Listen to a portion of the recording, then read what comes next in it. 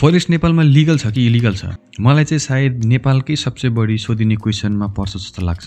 किनकि मैले फोरेक्सको बारेमा कुरा गरेको भिडियोहरूमा प्राय सबैको पहिलो क्वेसन नै यही हुन्छ।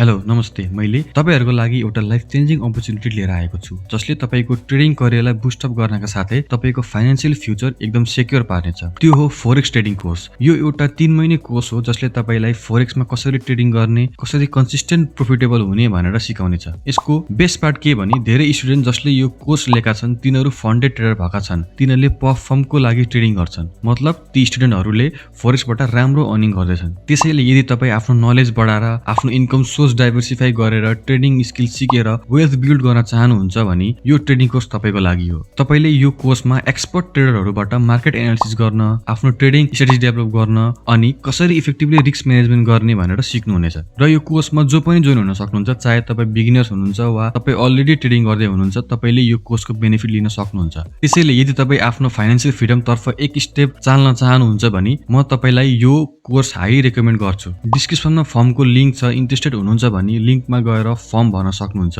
यदि तपाईले फर्म भर्दा डिस्काउन्ट कोड नेपाल माइन्डसेट हाल्नु भयो भने तपाईले 10% अफ पाउनुहुनेछ। त्यसैले यदि यो एउटा लाइफ चेन्जिङ ट्रेडिङ स्किल सिक्न इन्ट्रेस्टेड हुनुहुन्छ भने अहिले नै यो कोर्समा इनरोल हुनु होला। Now back to the video. जसरी क्रिप्टो कारोबार गर्न चाहिँ कम्प्लिटली इलिगल भएको छ, त्यसरी नै फोरेक्स नै चाहिँ इलिगल भनेर चाहिँ कतै नै मेन्सन गरिएको छैन।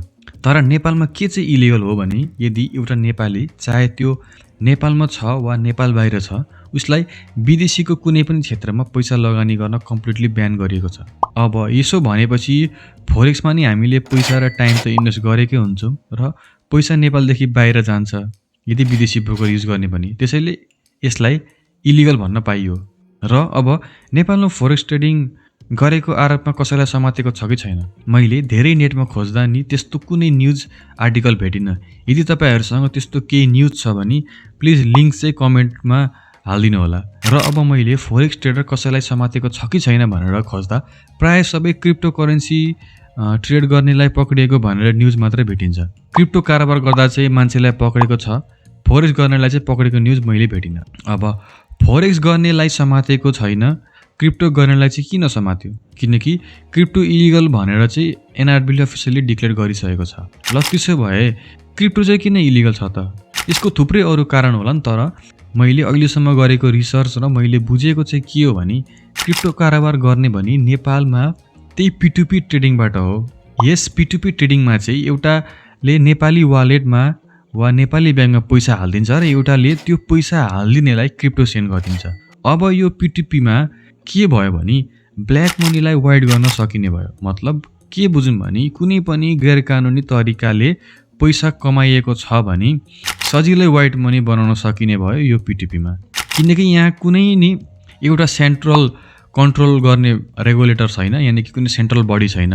तपाईको ट्रान्जेक्सन डिटेल्सलाई हेर्ने, एनालाइज गर्ने, चेक गर्ने एउटा सेन्ट्रल रेगुलेटरी बडी छैन। एउटा इक्जाम्पल दिन्छु। जस्तै मानौँ एउटा मान्छे छ, यसको नाम ए भयो। यो चाहिँ मान्छेलाई स्क्याम गर्छ र मान्छेको ब्याङ्क एकाउन्ट ह्याक गर्छ र यसले अब यो ह्याक गरेको खाताबाट पैसा आफ्नो खातामा हाल्न सक्दैन, किनकि ऊ फस्न सक्छ। ट्रान्जेक्सन रेकर्ड हेर्यो भने पैसा कसकोमा गयो भनेर हेर्न मिल्छ र आफू फस्न सक्छ। त्यसैले अब उसले यो बाइनेन्सको P2P प्लेटफर्ममा जान्छ र क्रिप्टो किन्छ। पेमेन्ट चाहिँ अब यो ह्याक गरेको ब्याङ्क एकाउन्टबाट पे गरिदिन्छ। यसरी उसले किनेको क्रिप्टोलाई फेरि अब त्यही P2P मा जान्छ र आफ्नो पर्सनल ब्याङ्क खातामा पैसा रिसिभ गर्छ र त्यो क्रिप्टो त्यो मान्छेलाई सेन्ड गरिदिन्छ। यसरी बेचिदिन्छ क्रिप्टो। ल हेर्नुहोस् त कति सजिलो भएको इलिगल काम गर्नेलाई। अब यहाँ फस्ने भनेको चाहिँ यो ए भन्नेले सुरुमा कोबाट चाहिँ क्रिप्टो किन्यो, जसले चाहिँ ह्याक गरेको खाताबाट पेमेन्ट गर्यो, त्यो मान्छे चाहिँ अब पुलिसको फन्दामा पर्छ। त्यसैले नि बाइनेन्समै पनि P2P ट्रेडिङमा थर्ड पार्टी पेमेन्ट, मतलब बाइनेन्समा नाम एउटा छ र तपाईलाई पैसा चाहिँ अर्कै नामबाट आयो भने एक्सेप्ट नगर्नु भनेको। ब्याङ्क एकाउन्टको नाम, इसेवाको नाम र बाइनेन्सको नाम म्याच हुन्छ भने मात्रै ट्रेड गर्नु होला, यदि कोही P2P मा ट्रेड गर्नुहुन्छ भने। र केही भएर त्यसरी अर्कै नाम भएको एकाउन्टबाट पेमेन्ट भयो भने नि तुरुन्तै फेरि फिर्ता गरिदिनु होला, होइन भने माथि भने जस्तै फस्न सकिन्छ। यो एउटा मेजर रिजन हो क्रिप्टो इलिगल हुनुको। माथि मैले दिएको इक्जाम्पल चाहिँ एजुकेसनल पर्पजको लागि मात्रै थियो। मैले गलत नियत हुनेलाई सिकाउन खोजेको चाहिँ होइन, मैले सबैलाई सचेत गराउन खोजेको। क्रिप्टो इलिगल गर्नुको कारण यसरी गैरकानुनी काम रोक्नलाई नै हो र यो मैले एउटा रिजन भने अरू यस्ता रिजन कति होला। त्यसैले अब फोरेक्सको केसमा चाहिँ लिगल इलिगल भनेर ठ्याक्कै चाहिँ एनआरबीले मेन्सन गरेको छैन, तर पनि नेपालीले पैसा बाहिर लगानी नगर्ने भनेपछि फोरेक्सलाई अहिले ग्रे एरियामै राख्न सकिन्छ। न त लिगल छ न त इलिगल छ। इलिगल छ भनौँ भने हजारौँ नेपालीले ट्रेडिङ गर्दैछन्, कसैलाई समातेको न्युज आएको छैन।